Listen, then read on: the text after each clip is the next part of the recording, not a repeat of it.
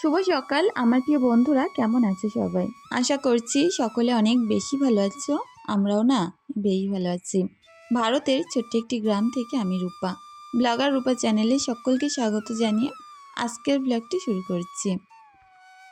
তো চলো, ঘুম থেকে উঠে প্রত্যেকটা গাছে পানি দিয়ে খুব সুন্দরভাবে এগুলোকে যত্ন করতে হয়।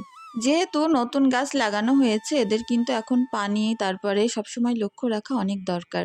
আর বিশেষ করে আমার বাড়িতে প্রচুর হাঁস মুরগি, তো প্রত্যেক দিন নিচের এই গাছগুলোকে ঠোঁট দিয়ে দিয়ে না টেনে তোলে। আর আমার অনেক খারাপ লেগেছে, সুন্দর সুন্দর গাছগুলো না নষ্ট করে ফেলেছে। তো যাই হোক, দেখো অনেকগুলো বাসন আছে, এগুলোকে আমি সকাল সকাল সুন্দর করে মেজে গুছিয়ে নেব। কারণ ভোর ভোরই আমার কাজগুলো শেষ না করতে পারলে সকালবেলা আমাকে মেয়েকে নিয়ে পড়তে বসিয়ে 10টার ভিতরে কিন্তু স্কুলে চলে যেতে হয়।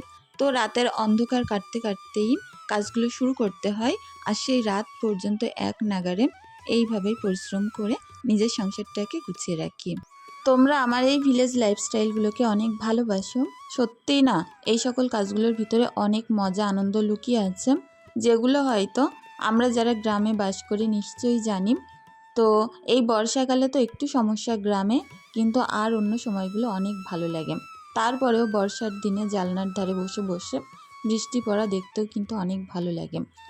তো যাই হোক, রাতে করে প্রচুর বৃষ্টি হচ্ছে, দিনের বেলা গিয়ে এরকম রোদ্দুর, ভালোই লাগছে। আর পুকুরের পানিটা একটু বাড়লে আর একটু ভালো হতো। জানি না এইবার এরকমভাবে বুড়ে যায় কিনা। প্রত্যেক বছর যেরকম আমাদের বাড়িতে পানি উঠে যায়। অনেক বোনের আমাকে কমেন্ট করছে যে দিদিভাই, তোমাদের বাড়িতে এখনো পর্যন্ত ব্ল্যাঙ্কেট বার করা কেন? ব্ল্যাঙ্কেটগুলো কিন্তু আমি কেচে তুলেই দিয়েছিলাম, কিন্তু এই বর্ষাকালে আবারও বার করতে হয়েছে। এখানে চারিদিকে জলকর, আর রাতে কিন্তু প্রচণ্ড ঠান্ডা হাওয়া বয়। আর সবথেকে বড় কথা, বৃষ্টি হলে প্রচুর ঠান্ডা লাগে, একটা দুটো কাঁথাই কিন্তু হয় না। ওই কারণে সেই সময় বাচ্চাদের ব্ল্যাঙ্কেট দিয়ে ঢেকে রাখলে তখন একটু ঠান্ডাটা কম লাগে। তা না হয় বুঝতেই পারছো, চারিদিকের পানির হাওয়া, এতে করে কিন্তু ঠান্ডা লেগে যাওয়ার ভয় থাকে। আর এখন বাসন কোসনগুলো তো উপরে রেখে দিলাম, চলো এই লম্বা উঠোনটাকে ঝাড়ু দিয়ে নিই। তো অনেক বোনেরা বলছো পুরো বাড়িটা একটু ঘুরিয়ে দেখাও। তোমার বাড়ির কোথায় কি আছে বুঝতেই পারি না, এত বছর ধরে ভিডিও দেখছি তারপরেও বুঝতে পারলাম না। তো যাই হোক, ইচ্ছে তো আছে একদিন সুন্দরভাবে তোমাদের সঙ্গে একটা হোম ট্যুর দেওয়ার। তো তার জন্য আমার অনেক কিছু গোছানোর বাকি আছে, সেগুলো একটু গুছিয়ে নিয়ে তোমাদের সাথে শেয়ার করব। তো দেখো, উঠোনটা পরিষ্কার করে ঝাড়ু দিয়ে নিচ্ছি। এতটুকু ঝাঁটা দিয়ে ঝাড়ু দিতে গেলে কিন্তু একদম কোমর শেষ হয়ে যায়। তারপরেও না, এই যে ঝাঁটায় লাঠি বেঁধে ঝাড়ু দিতে গেলে ঠিকভাবে কিন্তু পরিষ্কার হয় না। কিন্তু অনেকেরই দেখেছি ঝাঁটার আগায় লম্বা লাঠি বেঁধে ঝাড়ু দিতে, তাদের খুব পরিষ্কার হয়। কিন্তু কি বলতো, অভ্যাসে কিন্তু মিলাই বস্তু, এরকমই আর কি। তো যাই হোক, দেখো এদিকে সুন্দর করে পাতাগুলো তুলে নিচ্ছি। উঠোনের মধ্যে কেটে রাখা ছিল, এই জায়গাটা অনেক নোংরা ছিল, ঝাড়ু দিতে পারছিলাম না। আর পাতার বোঝাগুলো একটা টাইম বের করে দেখি চেঁচে ফেলতে হবে, কারণ কাঁচা পাতা চাচতে কিন্তু একদমই সময় লাগে না। আর যেহেতু আমার ঝাঁটাগুলো একদম ছোট্ট হয়ে গেছে, আবার নতুন কাঠি হলে সুন্দর ঝাঁটা বাঁধতে পারবো লম্বা লম্বা, তখন গিয়ে এত নিচু হয়ে আর ঝাড়ু দেওয়া লাগবে না। উঠোনটা একদম প্লেন আর সুন্দর, খুব এখন ঝাড়ু দিতেও কিন্তু সেই মজা। আর এই যে বর্ষাকাল আসবে, পুরো উঠোন কাদা কাদা হয়ে যাবে, আর যেখানেই পা দেবো হাঁটু সমান কি তার থেকেও বেশি পানি থাকবে। কত মাইজ যে আবার উঠোন ঝাড়ু দিতে পারবো না তার ঠিক নেই। এখানে সব কিছুই ভালো, শুধু বর্ষার পানি উঠলে অনেক কষ্ট। বললাম না, বর্ষাকালটা এখানটা একটু কষ্ট। এখানে যে আমি কত গাছ লাগিয়েছি, যদি পানি না উঠতো তাহলে কিন্তু বেঁচেই যেত। আর যেহেতু নোনা পানি ওঠে, ওই কারণে গাছগুলো মারা যায়। তো এখান থেকে কয়েক বছর আগেও কিন্তু এরকম হতো না, কারণ প্রত্যেকটা জলকরের পানি সরার জায়গা ছিল। আর এই যে একটা দুটো বছর প্রত্যেকটা জলকর এমনভাবে করে রেখেছে, কোনো রকম পানি সরার জায়গা নেই। আর যে সরকারি ড্রেনগুলো পুরোপুরি বন্ধ। তো এই বছর দেখা যাক, শুনছি সমস্ত পানির লাইনগুলো ঠিক করে দেবে। তো যদি পানি সরার জায়গাগুলো ঠিক হয়ে যায় তখন কিন্তু আর বুড়ে যাবে না। তো উঠোনটা খুব সুন্দরভাবে পরিষ্কার করলাম, চলে আসলাম ঘরে।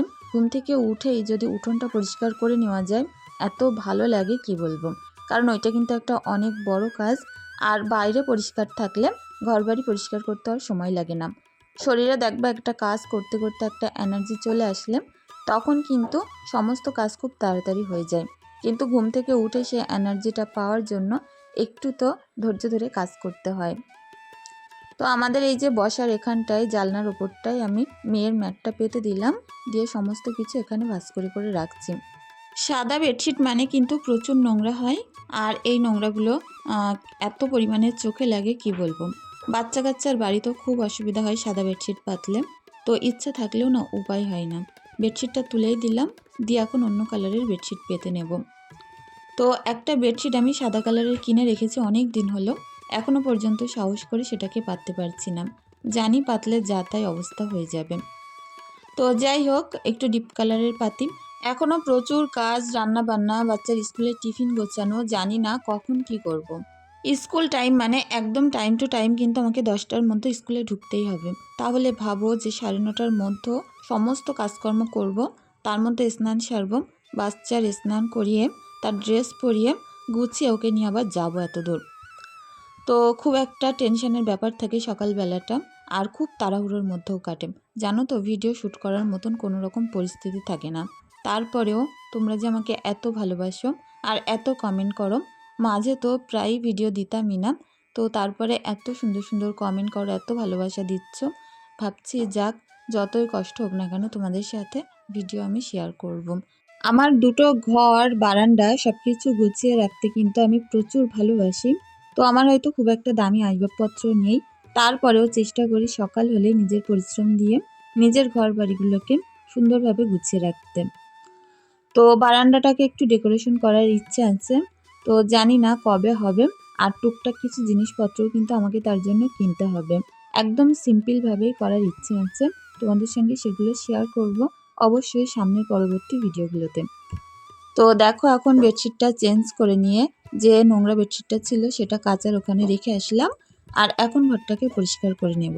আর এই যে ম্যাটটা আছে, এই ভিডিওটা শেষ করার পরে ম্যাটটা কিন্তু আমি তুলে দিয়েছিলাম, কারণ ঘরে এই ম্যাটটা একদম ফেটে গেছে আর অর্ধেকটা দেওয়া ছিল, দেখতেও কেমন বাজে লাগছে। তো সেই কারণে তুলে আমি আমার ওই ছোট্ট রান্নাঘরটার মধ্যে দিয়ে দেব। চলে আসলাম মেয়ের ঘরটা গোছাতে, আর এখানে বক্সের এখানে একটা পর্দা দিয়ে রেখেছিলাম, সেটাকে আমার মেয়ে সরিয়ে কি অবস্থা করেছিল সেটা ঠিক করে দিলাম। তো সবসময় ওর খেলনা টেলনা যেগুলো আর কি ঈশা নষ্ট করে দেয়, সেগুলো সব ওই বক্সের উপরে ঢুকিয়ে রাখে। তো যাই হোক, বাচ্চা কাচ্চা মানুষ, আর ঈশা তো প্রচুর দুষ্টু, খেলনা জিনিস যে কোনো জিনিস হাতে পেলে সাথে সাথে নষ্ট করে ফেলে। ওই কারণে সিমরান কিন্তু সব ওপরে গুছিয়ে রাখে। খাটটাকে একটু পরিষ্কার করে টান টান করে গুছিয়ে নিচ্ছি, আর ওপরটা ঝাড়ু দিয়ে দিলে ব্যাস খাটের কাজ শেষ, এবার ঘরের কাজ শুরু। তো প্রত্যেক দিন কি বলবো, এই কাজগুলো কিন্তু আমাকে রোজই করতে হয়, তারপরেও কিন্তু পরিষ্কার থাকে না। তো ঈশার ব্যাগটা আমি গুছিয়ে নিয়েছি, এখানে ওর অনেকগুলো বই ছিল, যেগুলো আমার স্কুলে যাওয়ার টাইমে আর খুঁজতে না হয়, এক জায়গা থেকেই সব পেয়ে গেলাম। আর বই, খাতা, পেন, পেন্সিল, রবার ঠিক করে রাখলাম, তাহলে যাওয়ার মুখে না আমাকে ব্যাগ গোছানোর চিন্তাটা আর থাকবে না। সকালবেলা আমি এই কাজগুলো শুরু করি, আমার মেয়েও আমার সাথে সাথে উঠে পড়ে, আর আমি কিন্তু ওকে হাতের কাজ দিয়ে দিই। ও লিখতে থাকে আর আমি আমার কাজগুলো করতে থাকি। হয়তো ওই সাইডে বসে বসে করে, ক্যামেরার আড়ালে থাকে বলে তোমরা দেখতে পাও না। তো বাচ্চা কাচ্চার এই অভ্যাসটা কিন্তু আমাদের স্কুল থেকে তৈরি করিয়ে দিতে বলে, যে মারা যে কাজই করে না কেন বাচ্চা কাচ্চার সাথে সাথে লেখানো পড়ানো এই অভ্যাসটা তৈরি করতে। আর সেটা ঈশাদের স্কুল থেকে সব সময়ের জন্যই, গার্জিয়ান মিটিং যখন হয় তখন কিন্তু আমাদের বারবার করে স্কুল থেকে বলে দেয়। তো যাই হোক, সেই কথা মোতাবেকই আমি কাজ করি। আর দেখো, এই পাশের কর্নারটার চেয়ারের ওপরে কত জামাকাপড় জমেছিল, এগুলোকেও ভাঁজ করে নিলাম।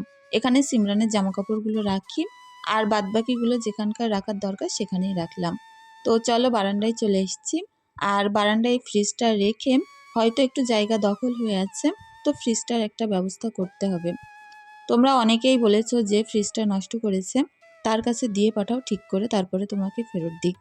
তো আমার যেন বলতেই কেমন একটা বাজে লাগছে, আমি জানি না এখন এটার পিছনে কত খরচ হবে, আদৌ আমি ফ্রিজটা রাখতে পারবো কি, এইভাবেই আমাকে বিক্রি করে দিতে হবে। তো অবশ্যই সামনে যা হবে তোমাদের সাথে শেয়ার করব। শখের জিনিস তো গেছে, এইটাই আমার আসল খারাপ লাগা। এখন আর কাউকে কিছু বলে ঝামেলা করে আর তো ফেরত পাওয়া যাবে না, তো এইটাই আমি মনে করেছি যে কিছু না বলে নিজে দেখি মিস্ত্রি দেখায় ঠিকঠাক করে নিই।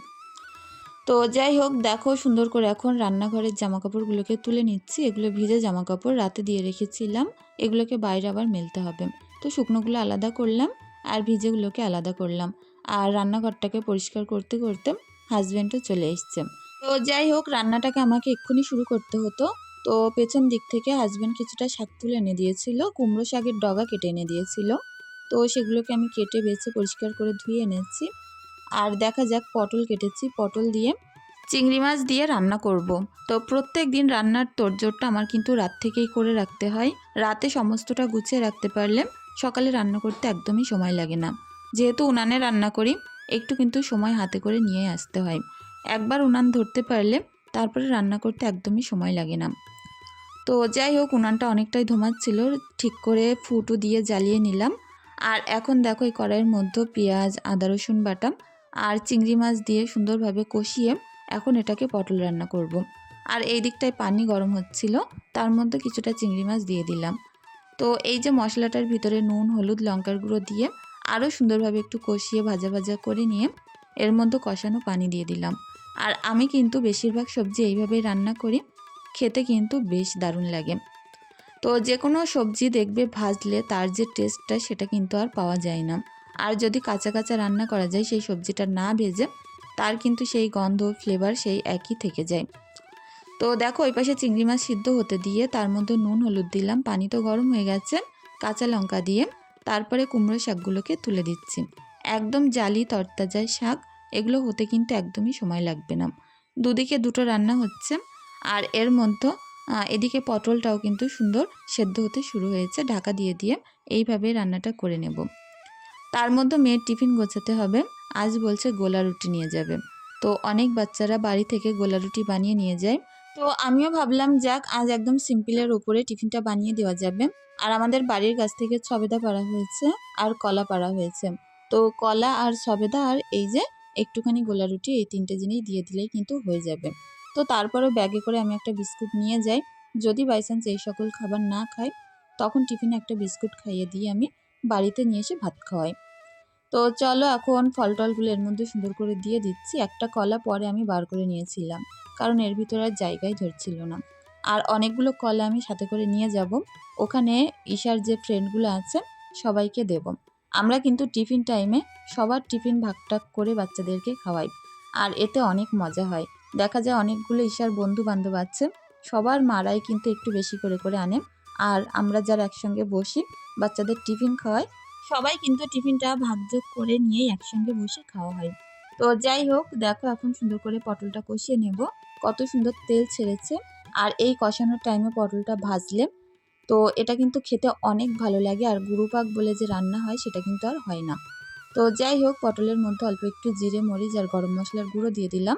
এটা আমি একসঙ্গে করে রেখেছি মাংসের মশলা। তো এটা দিয়ে আরও সুন্দরভাবে একটু কষিয়ে এখন পাতলা ঝোল দিয়ে দিলাম। আর চিংড়ি মাছ পটল কিন্তু দুর্দান্ত একটা কম্বিনেশন, এটা খেতে বেশ ভালো লাগে। আর ওদিকে শাকটাও সেদ্ধ হয়ে গেছে, এইবার তেলের মধ্যে দিয়ে দেব। তো এই কড়াটা ওই দিকটায় বসিয়ে দিই, ওই দিকটা আস্তে আস্তে জাল লাগবে আর রান্নাটা খুব সুন্দর মজে যাবে। ঢাকা দিয়ে রেখেছি। আর এইদিকে পেঁয়াজ, রসুন, কাঁচা লঙ্কা আর দুটো শুকনো লঙ্কা ফোড়নে দিয়ে আমি এখন শাকটাকে তুলে দিয়ে আস্তে আস্তে ভাজতে থাকবো। আর ওদিকে আমি ঈশাকে স্নান করিয়েছি, ওকে কিন্তু সুন্দর করে আমি জামা টামাগুলো এর মধ্যে পরিয়ে দিচ্ছিলাম। একা মানুষ হলে না সব কিছুই সাপটাতে হয়। তো আমি হয়তো ভিডিওতে এত কাজ তোমাদের দেখাতে পারি না, কারণ ক্যামেরা ঘুরিয়ে ঘুরিয়ে কাজ করতে গেলে অনেকটাই লেট হয়ে যায়। কিন্তু এই রান্নার ফাঁকে উঠে কিন্তু প্রচুর কাজ করতে হয়। আর এইবার উঠে আমিও স্নানটা সারবো। তার মধ্যে নেমেছে রিমঝিমিয়ে বৃষ্টি। তো এইবার বোঝো যে কি করে স্কুলে বের হব। সব কিছু গুছিয়ে নিলাম আর এর মধ্যে বৃষ্টি নেমেছে। এত বেশি খারাপ লাগছে কি বলবো।